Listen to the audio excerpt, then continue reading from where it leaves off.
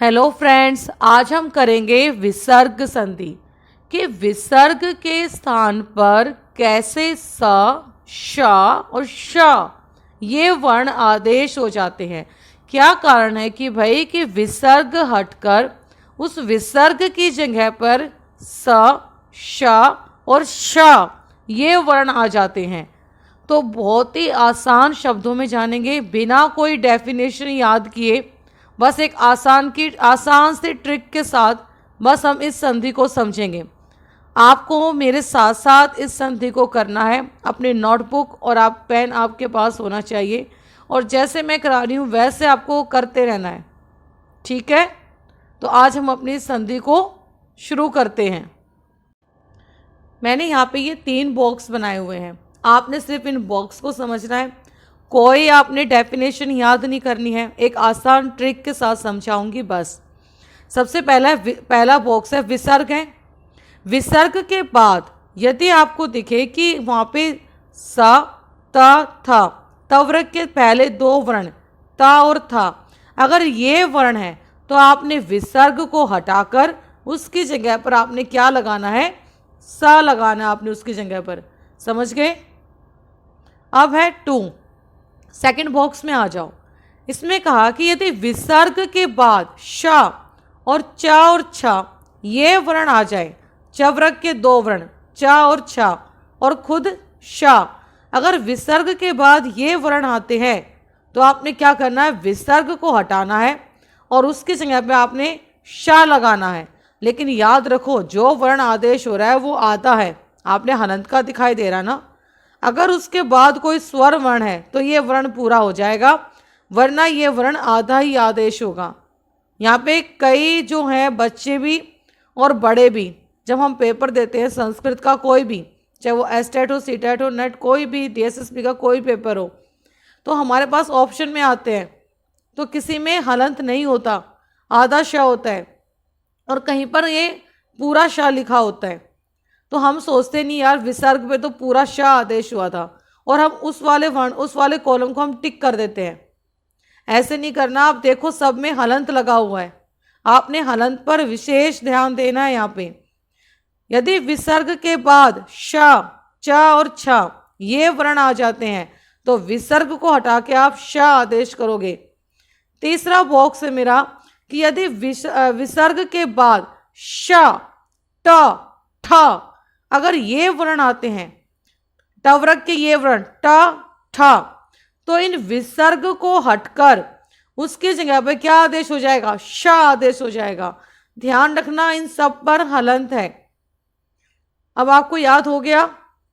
अच्छा बताओ, अगर विसर्ग के बाद ता, था और सा आ जाता है तो क्या आदेश होगा, स। यदि विसर्ग के बाद श, च और छ आता है तो क्या आदेश होगा, श। यदि विसर्ग के बाद श, ट, ठ ये वर्ण आ जाते हैं तो क्या आदेश होगा, श आदेश होगा। ठीक है, अब इससे संबंधित मैं कुछ उदाहरण आपको दूंगी जो आपने मेरे साथ साथ करने हैं। इस संधि को और अच्छे से समझने के लिए अब हम इससे संबंधित उदाहरण करते हैं। आपने मेरे साथ साथ अपने नोटबुक में करना है, जिससे आपके जितने भी डाउट्स हैं वो क्लियर होंगे। जैसे इतहा प्लस में ततहा। इतहा ता के बाद विसर्ग है और फिर ता आ गया है, तो अगर ता, था हो तो क्या आदेश होगा, सा आदेश होगा ना। तो हमने क्या करना है, यहाँ पे हमने इतहा लिखा, जो भी वर्ण आदेश होगा वो इस विसर्ग पर होगा, ध्यान रखना। और इसमें सा आदेश हुआ है, सा। जब ये स हुआ तो स क्या है, आधा है, आधा है ना।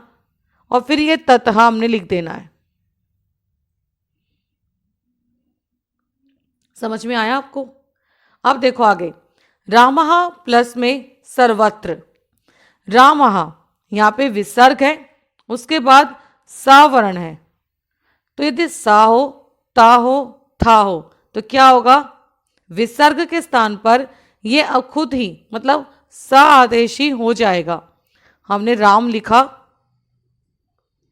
और ये विसर्ग हमने हटाई और इसकी जगह पे हमने आधा सा लिखा और फिर हमने सर्वत्र। आपने ये जो शब्द है आपने ऐसे का ऐसा लिखना है, कोई चेंज नहीं करना आपने इस शब्द में। चेंज कहाँ होगा? सिर्फ विसर्ग पर। देवहा प्लस में तरती, यहां भी विसर्ग है, इसके बाद ता आ गया। यदि ता आ गया है तो क्या आदेश होगा? सा आदेश होगा। हमें पता है भाई, यदि सा आ जाए, ता और था आ जाए तो वहां विसर्ग के स्थान पर सा आदेश हो जाता है। हमने देव लिखा, उसके बाद हमने आधा स किया और इस वर्ण को हमने ऐसे ही उतार दिया। देवस्तरति। आगे देखो, गोपालः प्लस में तथेव, यहां भी ऐसा ही है, विसर्ग आ गई। देखो विसर्ग आनी बहुत जरूरी है, यदि यहां पे विसर्ग ना हो फिर तो कोई और ही संधि बन जाएगी।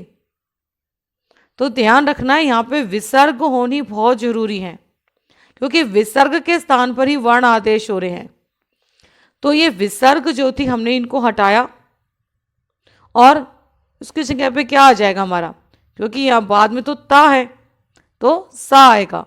तो हमने गोपाल लिखा, विसर्ग को हटा के सा लगाया और बाद वाला वर्ण को हमने ऐसे का ऐसा लिख दिया। गोपाल तथेव। आगे देखो, एक कहा चंद्रहा, का आ गया, का के बाद विसर्ग, हमने का से कुछ नहीं लेना, हमारा मेन क्या है, विसर्ग होनी चाहिए भाई। और जो उसके बाद जो वर्ण हमें चाहिए वो विसर्ग आ गई है, चा आया है तो चा छा चवर्ग के दो वर्ण में से या श आ जाए तो विसर्ग को क्या आदेश होगा? श आदेश होगा। हमने यहाँ पे एक लिखा, इन विसर्ग को हटाया और उसकी जगह पे हमने क्या लगाया? आधा श। और फिर ये चंद्र वर्ण हमने ऐसे का ऐसे हमने लिख दिया, एक चंद्रहा। अब देखो, सर्वहा प्लस में छलम, छ आ गया, च छ और श आ जाए तो विसर्ग को श आदेश होगा। तो इस वर्ण को हमने ऐसे ही लिखा, सर्व, विसर्ग को हमने हटाया और उसकी जगह पे हमारा श आधा वर्ण और ये वाला वर्ण एज इट इज ऐसे ही लिखना है। समझ में आया? अब आपको लग रहा होगा कि आपको ये संधि समझ में आ गई है ना?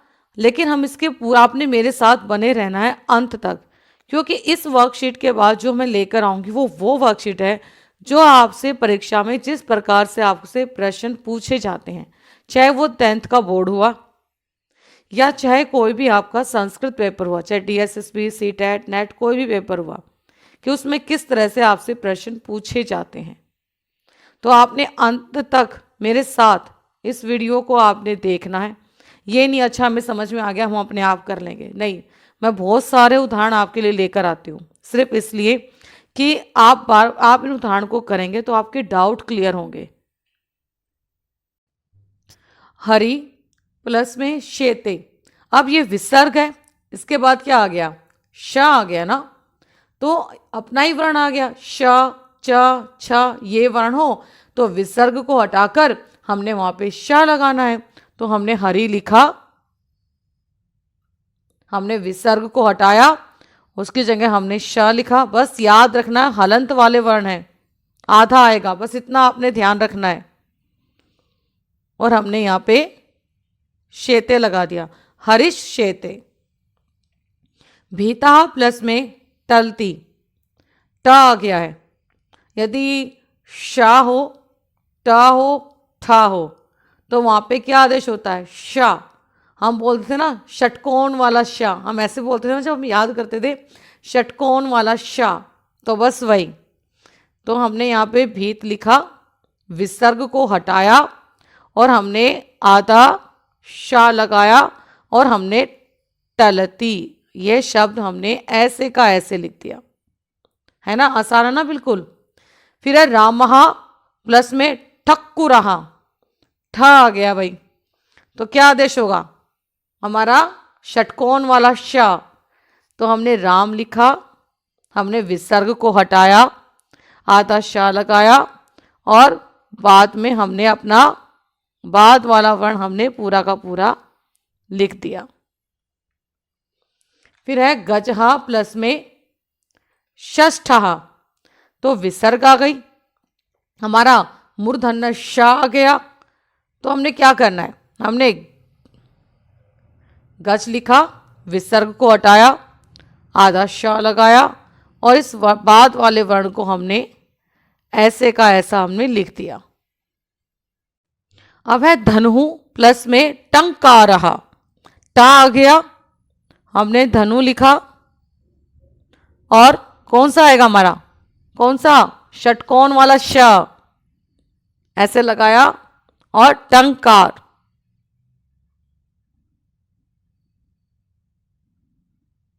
ऐसे ही हरि प्लस में चलती, चा वर्ण आ गया विसर्ग के बाद।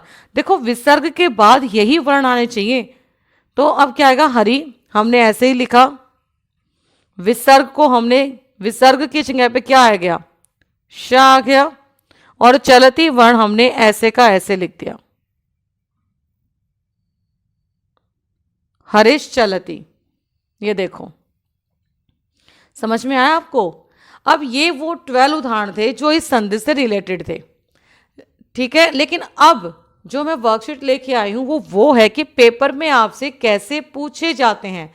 देखो इतने सारे उदाहरण मैं आपके लिए लेकर आती हूं, तो एक लाइक और सब्सक्राइब तो बनता है ना। और मुझे किसी ने कहा कि मैम आप सीक्वेंस में कराएं, पहले ये वाली संधि फिर ये, तो क्योंकि अभी 10th बोर्ड है तो मैं वही वो करा रही हूँ कि ताकि 10th के बच्चों को कोई परेशानी ना हो। तो पहले मैंने 10th का सिलेबस लिया और उसको मैंने जो क्वेश्चन आप लोगों के आपके संस्कृत पेपर में जो आप DSSB का, नेट का या सीटेट जो भी आप देते हो, उस पेपर में जो उस संधि से रिलेटेड जो पूछा जाता है, तो उन दोनों को ही मिलाकर मैं अपनी ये वीडियो बना रही हूँ। और जैसे ही 10th के बच्चों के अकॉर्डिंग संधि कवर हो जाएगी तो मैं जो रह गई है उसकी भी आगे वीडियो बनाऊंगी और उसको जोड़ूंगी कि आपके जो पेपर होते हैं उसमें किस तरह के उदाहरण आते हैं। ऐसे बहुत सारे उदाहरण आपके सामने लेकर आऊंगी। यही संधि से संबंधित उदाहरण हैं जो अब तक परीक्षा में पूछे गए थे और पूछे जा रहे हैं। ऐसे बहुत से प्रश्न हैं। मैं एक वीडियो बनाऊंगी जब मेरी संधि कंप्लीट हो जाएगी पूरी, स्वर संधि, विसर्ग संधि, व्यंजन संधि, तो उन सभी संधियों से रिलेटेड मैं एक वीडियो बनाऊंगी। इसमें बहुत सारे उसमें उदाहरण होंगे जो अब तक की परीक्षा में आपसे पूछे गए हैं, चाहे 10th का बोर्ड हुआ या कोई भी आपका संस्कृत पेपर, तो जिससे आपको चले पता और आप भी ढूंढ सको कि उसमें भाई कौन सी संधि लगी है। तो पहले हम यहाँ पे ये संधि करते हैं, इससे रिलेटेड मैंने कुछ उदाहरण आपके सामने लिखे हैं और जैसे आपसे पूछे जाते हैं। आपने पूरे सेंटेंस पर ध्यान नहीं देना है, आपने सिर्फ उसी वर्ड को देखना है जो वर्ड हमारा अंडरलाइन किया गया है, उसी वर्ड पर आपका ध्यान होना चाहिए कि उसमें कौन सी संधि लगी है। यहाँ पे तो खैर वही संधि मैंने दी है जो मैंने आपको समझाई अभी कि विसर्ग के स्थान पर कैसे स, श और श आदेश हो जाता है ना। यहाँ पे गोपालस तथैव, आपको चला यहाँ पे स है, अगर स आया मतलब किसकी जगह पे आया, विसर्ग की जगह पे आया, तो आपने क्या लिख देना है,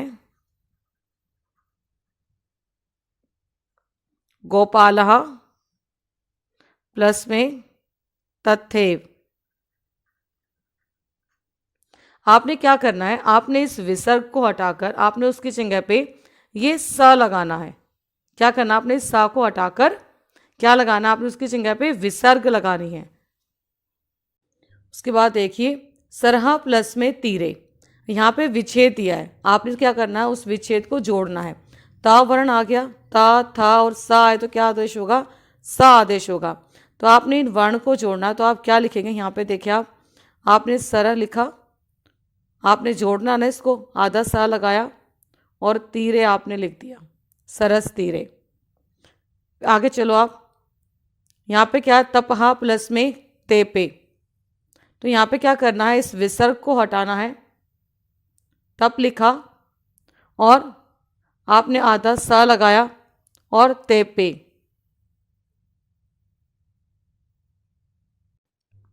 इसके बाद है युधिष्ठिर प्लस में च, यहाँ पे चा वर्ण आ गया, यदि श आ जाए, चा और छ आ जाए तो उसमें क्या आदेश होता है, श आदेश हो जाता है। तो आपने क्या लिखा, आपने युधिष्ठिर लिखा ऐसे का ऐसा ठीक है, और आपने ये श लगाया और ये बाद वाला वर्ण आपने ऐसे ही जोड़ दिया। उसके बाद देखो इदम श्रेयष्करम, आपने क्या करना है, इस वर्ण को आपने अलग करना है। देखो जब पेपर में आते हैं ना तो आपको ना ऑप्शन दिए जाते हैं, मैंने यहाँ पे ऑप्शन नहीं दिए हैं, लेकिन जो मेरी इससे अगली वर्कशीट है उसमें ऑप्शन है।